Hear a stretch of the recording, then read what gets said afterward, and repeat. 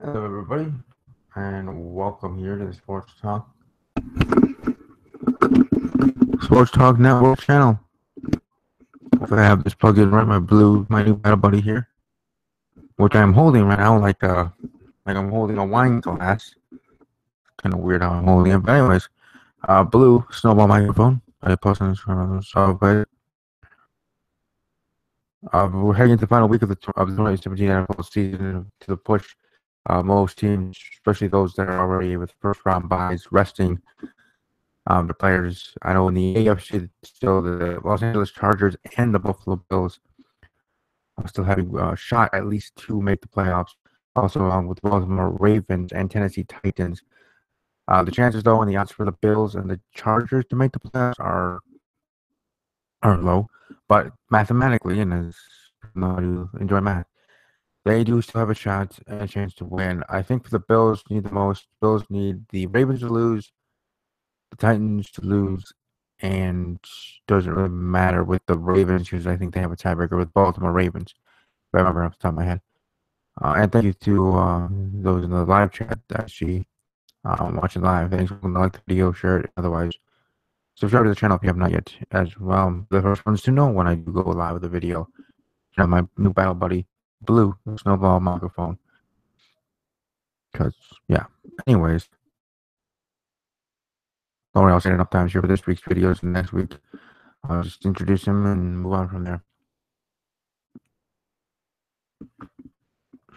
NFC side of the picture, there's only one spot left with the Seattle Seahawks and the Atlanta Falcons. The simple cut drive for Atlanta wins. If they win against Carolina, they're in. If Carolina defeats Atlanta and if Seattle wins in their round in Week 17, then the Seattle Seahawks will be taking that final wild card spot. If Atlanta loses and Seattle loses, then simply Atlanta wins because it's the same way as we left Week 16, with Atlanta having the tiebreaker over. So winning earlier this season, and the matchup was in Seattle. So there's the NFC side, AFC side as well. Go over Week 16 results, like I do each and every week. Just loaded. Thursday night game, we have the Colts versus the Baltimore Ravens. Ravens 23, Colts 16. Friday's game actually was close as it was with Baltimore, a team that is surviving for playoffs. Colts being out of it, showing I don't know, the games could have been an upset, but Baltimore surviving advance and getting that win, a much needed win, as I said.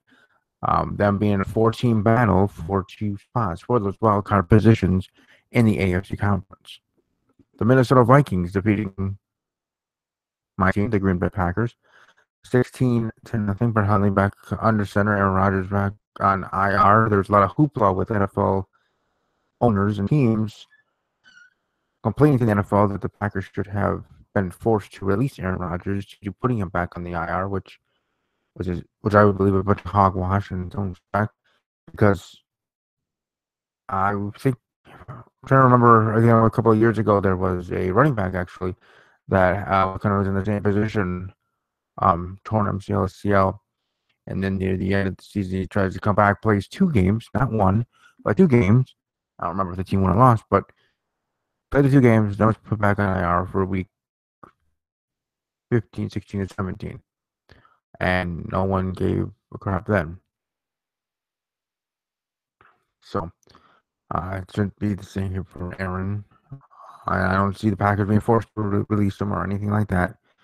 And if the Packers were forced to release Aaron, I have a feeling that they would be doing so under the understanding that the other 31 NFL teams wouldn't pick him up while he's on the waiver wire for 24 hours, 40 hours.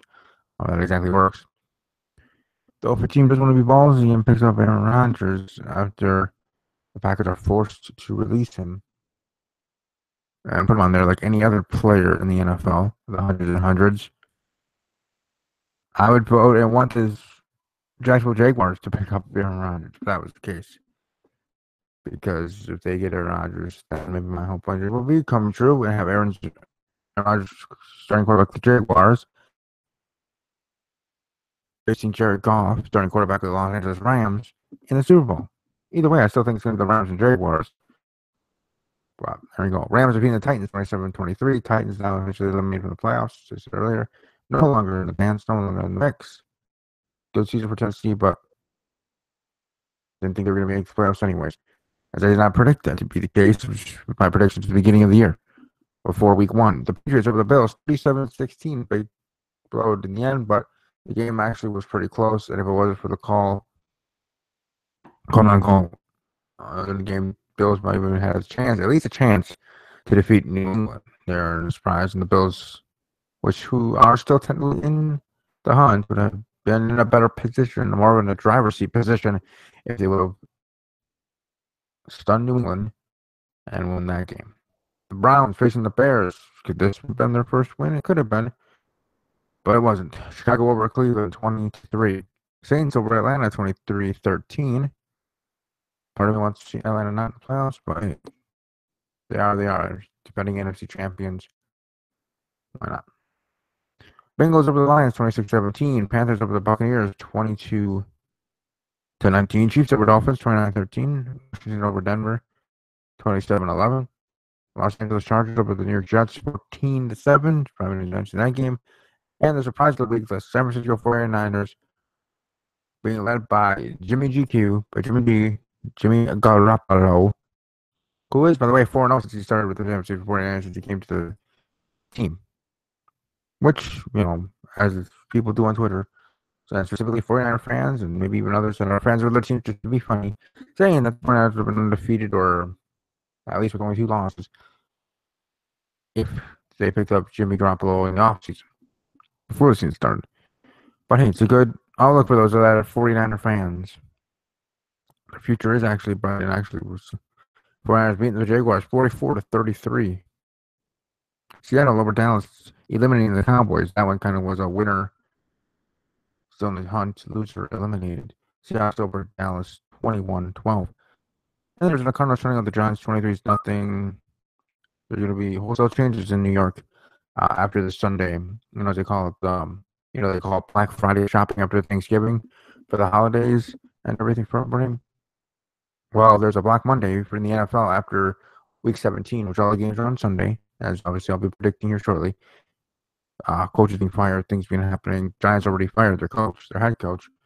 Now they have an interim coach, but I think other things will be happening with the Giants Black Monday and other teams as well. There may be a total of 8 to 10 openings of NFL coaches out of the 32 teams. 8 to 10 openings. That's my bold prediction that there'll be 8 to 10. If I had to put an actual number to it, I would say 8. Officially, is my prediction of job openings. Not to include ones that are already vacant, currently technically, and that includes the New York Football Giants. Steelers over the Texans 34-6 on Christmas Day. And Christmas Day evening, Eagles over the Raiders 19-10. And before that game, the Oakland Raiders, I think technically were still in the dance, still in the hunt. Before Week 16 started, there were a total of, in the AFC and NFC, total of 12 teams still left.